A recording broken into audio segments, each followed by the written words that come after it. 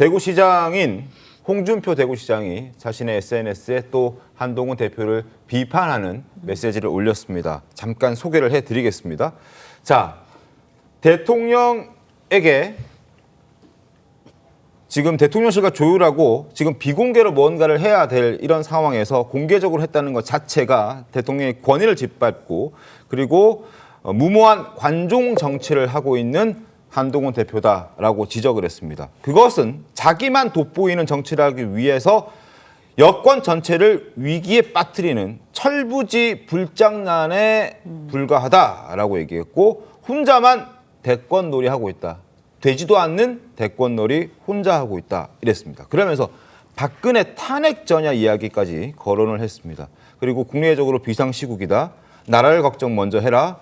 그리고 정상적인 나라를 만드는데 힘을 써야 하지 배신자 프레임에 갇혀서는 안 된다.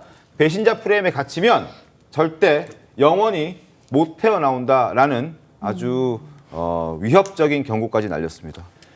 근데 이게 자기 정치이려면은요 여론이 그걸 따라오지를 않아야 돼요. 지난주 갤럽 여론조사 우리 다 봤잖아요. 네.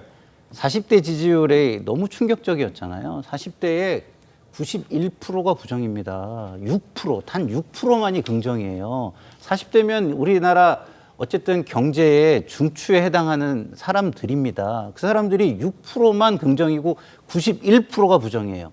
이걸 자기 정치라고 얘기하는 건 저는 이중잣대라고 보는 게, 자 보세요. 과거에 김대중 대통령 시절에 권노갑 고문이 너무 권력을 좀 이렇게 좌지우지하니까 그 소장파 정치인들이 청와대에 들어가 가지고서 이선 후퇴시켜야 된다고 얘기를 합니다. 네. 그걸 자기 정치라고 합니까? 그때 우리가 뭐라고 불렀죠, 그걸? 정풍운동이라고 불렀어요. 정풍운동이라고. 권력이 가장 막강한 쪽에다 이야기를 하고 있는 겁니다. 권력이 가장 막강한 쪽에는 이야기를 할 때 자기의 정치 생명을 걸어야지만 할 수 있는, 그런 용기를 낼 수 있는 사람이 많지가 않아요. 그런 부분을 저는 인정해 주는 게 맞다. 그리고 뭐 비공개로 하지 왜 공개적으로 하냐? 힘 있는 사람한테 공개적으로 하기 전까지는 비공개를 해보고 정말 결단을 해서 공개적으로 하지 그냥 처음부터 공개적으로 할까요?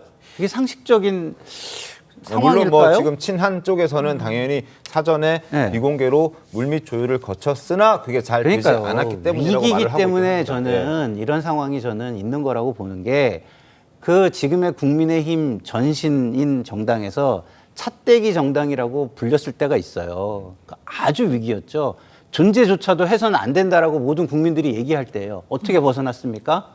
그때 내부의 비판들을 막 쏟아내는 걸 보수 언론들이 받아주면서 그거를 다 했어요. 그랬더니 국민들이 그 반감이 풀려가지고 다시 정당으로 존속할 수가 있었던 겁니다. 지금이 저는 거의 찻대기 정당까지는 아니지만 그 수준으로 가고 있는 상황이라고 보기 때문에 지금 이거를 갖다가 자기 정치다 이렇게 얘기하는 사람들은 저는 굉장히 오히려 위험한 분들이다 이런 생각이 듭니다.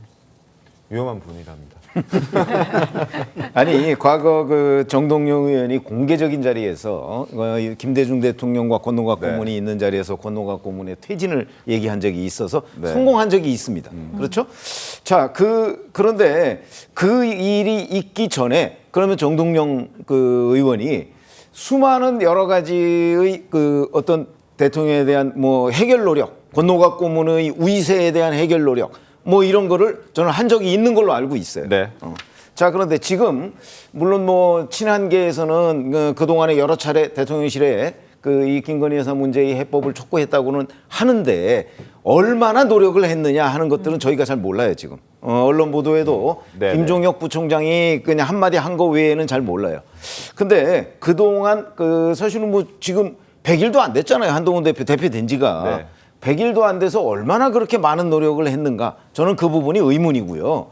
문제의 접근 방식이 지금처럼 뭐 국민들한테 뭔가를 자꾸 이렇게 폭로하듯이 하는 집권당 대표는 저 같은 경우는 본 적이 없어요.